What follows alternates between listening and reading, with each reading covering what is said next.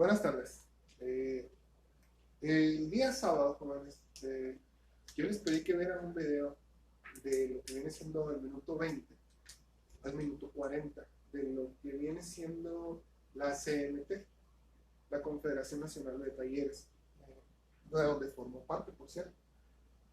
Una de las cosas, jóvenes, de lo que les pedí que vieran, es algo referente a lo que es electromagnetismo. Generalmente esto entra en los principios básicos del sistema eléctrico, lo que es electromagnetismo. Ustedes se dieron cuenta ahí mismo que el electromagnetismo puede darse o se da en todo lo que viene siendo el automóvil: motores, sensores, actuadores, solenoides. En todos lados del automóvil nosotros vamos a contar con ese principio que es electromagnetismo. Lo voy a explicar un poquito más abajo de lo que nos estaba explicando el compañero, ya que le mete mucha paja a mi compañero en lo que viene siendo la teoría de este tipo. Nosotros estábamos viendo con anterioridad lo que eran los circuitos, donde vimos el circuito en serie, el circuito en paralelo. Me falta ver con ustedes el circuito mixto, pero lo vamos a ver más adelante en otro video. Estábamos viendo los circuitos, donde nosotros decíamos que la palabra circuito es todo aquello que tiene un inicio y tiene un final, o termina donde empezó, se podría decir de esa manera. Tenemos el positivo y el negativo más delgado que la batería. Recuerden, siempre es el más delgado que el positivo, el negativo. Tenemos lo que viene siendo para nosotros un dispositivo de protección, un interruptor, una carga o un foco, y otra vez a la fuente de origen. Entonces, esto es un circuito básico, cumple con las características que estábamos diciendo. Batería, que la batería siempre, acuérdate tú, que debe de ser de 12.3 voltios o 12 voltios. Para empezar a hacer diagnósticos de full injection o inyección electrónica de combustible, nosotros siempre vamos a tratar de buscar el punto 3, 12.3. Si nosotros nos encontramos con baterías que no llegan a este voltaje, no podemos iniciar con lo que viene siendo un diagnóstico de full injection, porque acuérdate que se ve interrumpido lo que viene siendo el buen funcionamiento de la electrónica del automóvil. Acuérdate, es muy diferente lo eléctrico a lo que es la electrónica del automóvil. Ahora, aquí tenemos nuestro circuito abierto, ¿sí? No está cerrado. Aquí se encuentra el circuito abierto. La continuidad del flujo de los electrones va a llegar de este punto, sale y llega hasta aquí. Hay una continuidad porque el circuito no está operado o operando o prácticamente listo para operar, porque aquí el circuito está abierto, ¿sí? Aquí yo ya tengo un circuito cerrado donde pueden fluir los electrones, pero me puedo encontrar en otro punto, en otra parte del circuito cerrado, puedo encontrar una abertura o lo mismo, un circuito abierto, por ejemplo, una ruptura de un cable. Aquí el circuito, igual que aquí en el interruptor, el circuito se encuentra abierto, ¿sí? Entonces, prácticamente aquí, reparación, se le pela tape de la marca 3M, porque recuerda que es el que más funciona, no es comercial, se parcha. Pero hay que investigar el detalle, por qué hay un circuito abierto. Si el foco se revienta, es un circuito abierto. ¿Ok? Hasta ahí vamos bien. Bien, ahí tenemos un circuito. Entonces, aquí, jóvenes, debemos de tener en cuenta que para poder continuar con esto de lo que viene siendo electromagnetismo, nosotros debemos de tener algo referente, que yo les platicaba sobre la presión, la cantidad y la resistencia, que viene siendo voltaje, amperaje y resistencia, ¿sí? Entonces, esta presión o estos electrones también se llegan a cansar, podríamos decir así, o pierden lo que viene siendo algún tipo de presión. ¿Por qué? Vamos a imaginar, esto lo vamos a dejar aparte, vamos a imaginar, jóvenes, que acá tenemos nuestra fuente de origen, la batería. Positivo negativo. Tenemos nuestro conductor eléctrico, dispositivo de protección. Vamos a ver más adelante qué es el dispositivo de protección, el interruptor y un cable. La carga y aterrizado físicamente a la carrocería del automóvil. Aquí, jóvenes, vamos a imaginarnos que este cable o este conductor eléctrico va a medir para nosotros 10 metros. Vamos a poner, mide 10 metros. Entonces, ¿qué es lo que pasa?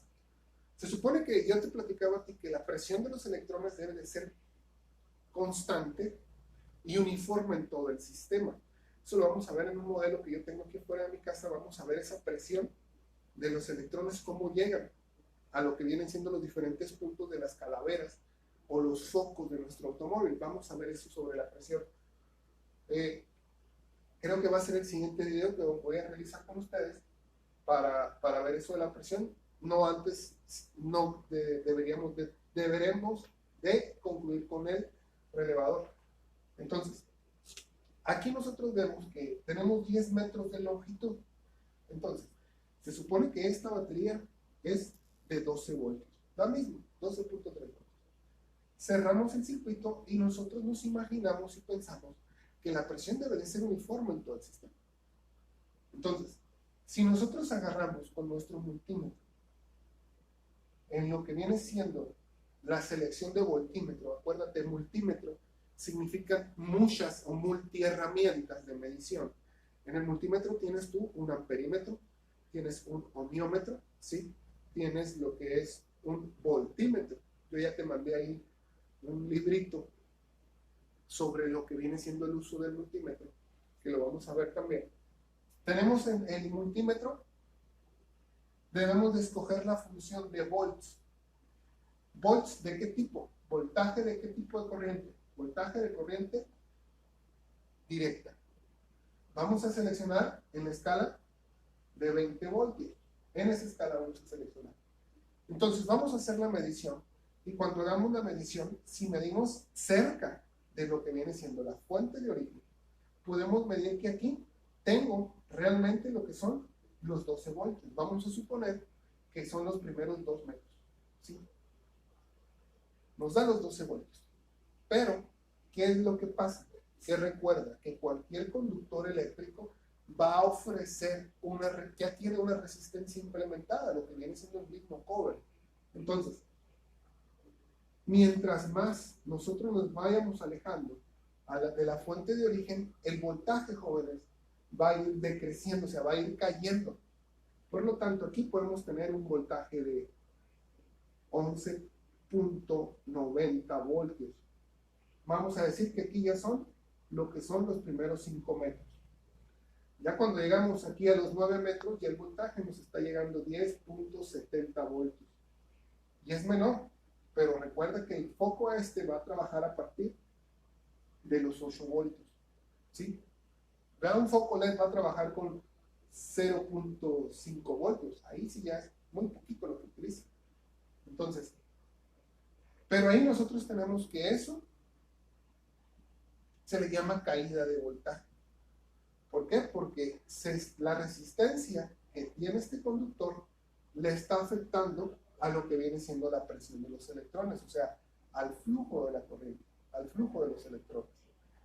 Ese ejemplo, jóvenes, lo podemos ver muy bien en lo que vienen siendo las camionetas viejas, los pick-ups, Suburban, o carros viejos. Podemos ver que la calavera o la mica trasera del lado del copiloto la vemos más opaca, más apagada. En la noche, cuando vamos manejando en la calle o en la carretera, vemos que la mica del lado derecho, la trasera del lado del copiloto, la vemos un poco más tenue. ¿Por qué? Porque ahí ya tuvo que ver lo que son las inclemencias del tiempo y que el cable se convirtió en alambre, o sea, se puso duro. Entonces le va a afectar a esto, o sea, se va a magnificar el problema, donde aquí ya no van a llegar 10 voltios, van a llegar a lo mejor 9, 9.5 o casi 10 voltios, y esa luz se va a ver más opaca, o sea, sin menos intensidad, con menos intensidad que su compañera del lado contrario. Entonces, Entonces a eso se le llama voltaje, a eso se le llama caída de voltaje. Caída de voltaje se le llama, y es una afectación de la resistencia. ¿Cuál es la reparación, jóvenes? Hacerle el alambrado nuevo al carro. De perdida esa parte, la parte que va de la mitad de la caja o de la mitad de la cabina para atrás, o en su defecto, desde lo que viene siendo la palanca de direccionales hasta atrás. Ahí hay que empezar a hacer el alambrado nuevo, el cableado nuevo, no se le dice alambrado, cableado nuevo. Ok, entonces, continuemos.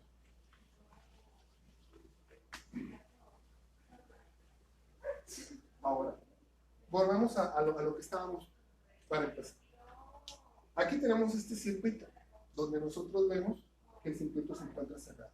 Nosotros sabemos que van a pasar electrones, millones de electrones a través de este conductor para hacer funcionar, trabajar este foco con calor y luz, y van a retornar otra vez a su fuente de origen. Pero ¿qué es lo que está pasando, jóvenes, también?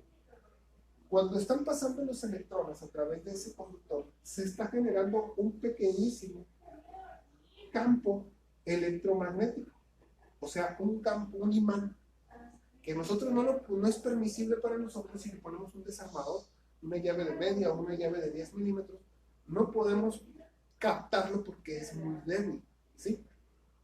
Es muy débil. Entonces, con el solo hecho de que pasen los 12 voltios a través de este conductor, se está generando un pequeño campo magnético, ¿sí? Entonces, antes de continuar, debemos también de tener en cuenta algo, que la pieza polar o la pieza que nosotros conocemos como imán tiene dos polos. Puede tener el polo norte, polo sur, polo positivo o polo negativo. Entonces, sabemos que esta piedra nosotros le conocemos como imán, pero generalmente su nombre sería magnetita. Pueden existir ferrosos y su característica principal es atraer todo tipo de material ferroso hacia él. Esa es su propiedad o su característica. Pero a esto se le hicieron investigaciones a un chaval donde sacó 3 leyes, o más de 3 leyes, pero las más conocidas serían estas, donde dice que las fuerzas de atracción, que nosotros sabemos que van a existir fuerzas de atracción invisibles de un polo a otro polo, que esa es una de las leyes, que el polo negativo siempre va a estar buscando el polo positivo, siempre va a estar buscando el polo negativo, y el polo negativo siempre va a estar buscando al polo positivo. Hay otra también que te dicen que si este imán tú lo quebras por la mitad, se generan 2 imanes totalmente diferentes. ¿Dónde? ¿Qué es lo que va a pasar? Que si tú los quieres unir y pegarlos con cola loca, un chicle, un moco, no se van a pegar. ¿Por qué? Porque como se convirtieron en 2 imanes diferentes, su polaridad se cambió. Donde aquí yo puedo tener un polo negativo, un polo norte, un polo sur, un positivo y un negativo. Donde me dice a mí que otra de las leyes, que las cargas iguales se rechazan y las cargas desiguales se atraen. Aquí yo tengo igual, igual. ¿Qué es lo que pasaría? Como este negativo o este norte está buscando este sur, no puedo hacerlo juntar con este mismo norte para poderlo hacer más grande, ¿no? No voy a poder. ¿Qué es lo que va a hacer? Inmediatamente el imán con menos, ahorita lo estaba leyendo la descripción, que cuando esto, ¿qué es lo que va a hacer? El imán más débil, ¿qué es lo que va a hacer? Se va a voltear y buscar su polo positivo. Entonces, en base a esos principios, jóvenes, trabaja un motor de arranque, trabaja el elevador de vidrios de tu carro, trabaja el motor que abre la puerta automática de tu camioneta, un inyector, un actuador, con estos principios, con los principios magnéticos. Pero estos son imanes naturales. Debes de tener en cuenta que existen imanes que son controlados por el hombre, que ahí se le conoce como electromagnetismo, que son controlados por el hombre o diseñados por el hombre. Por lo tanto, ¿qué es lo que debemos de tener en cuenta? Y para esto, para lo que viene siendo el electromagnetismo, para poder aprovechar este campo electromagnético, ¿qué necesito de hacer yo? Yo necesito de hacer una bobina. ¿Qué es una bobina? Permíteme tantito, aquí tengo una bobina.